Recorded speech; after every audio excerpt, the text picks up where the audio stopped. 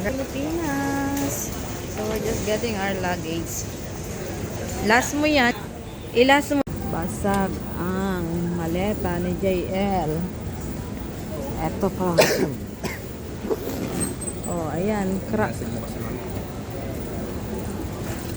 Ayan. So, sira. Nawala ang isang gulong.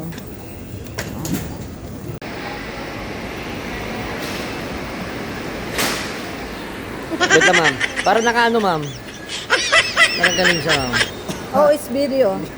So, hindi ako nagpasundo guys para makatipid. Pero, ang Grab pala is wala silang van. So, mga maliliit lang siya. Hindi siya kasya yung gamit namin. So, we decided na mas makakamura kami ng dalawa ang aming sasakyan na van compare na magrarent kami na Pero sa ano na po ito Canada? Ano pa? 2000.